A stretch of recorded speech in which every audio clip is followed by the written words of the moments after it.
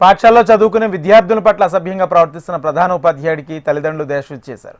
ఈ ఘటన కుత్బుల్లాపూర్లో జగద్గిరికోటలోని నిస్సిస్వాతి స్కూల్లో జరిగింది. ఉదయం 5 గంటలకు 10వ తరగతి విద్యార్థులను చదువుకోవడానికి స్కూల్కు పిలిచి వారితో ప్రిన్సిపల్ అసభ్యంగా ప్రవర్తిస్తున్నాడని, తమ పిల్లలతో వెట్టి చాకరీ చేస్తున్నాడని తల్లిదండ్రులు ఆరోపించారు. ప్రధానోపాధ్యాయులకు విజయ్ కుమార్ చితకబాదిన పోలీసులు అప్పగించారు. ఈ ఘటనపై పోలీసులు కేసు నమోదు చేసుకుని దర్యాప్తు చేపట్టారు.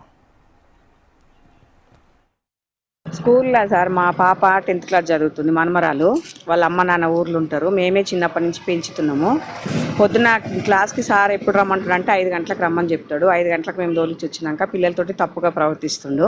మా పాప భయపడి చెప్పలేదు, మాతోటి ఏ విషయం కూడా చెప్పలేదు.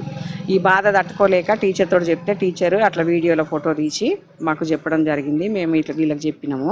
ఇప్పుడు అమ్మాయిని ఏంటంటే బెదిరిస్తున్నాను అనమాట. నువ్వు బయట చెప్పినావు అంటే నేను చంపేస్తా, డ్రైనేజ్ గుంతలు వేస్తా, ఒక 10 నిమిషాల పనికి ఏమవుతుంది, నువ్వు ఎందుకు భయపడుతున్నావు, నువ్వు లేకపోతే నువ్వు పాస్ కావు, ఫెయిల్ అయిపోతావు అట్లా అని అంటుండు. పెద్దోడని మేము నమ్మినందుకు వాడు మా పిల్లలకు జీవితం లేకుండా చేసిండు. Sir principal sir, school sir, సొంతం ఓనరు.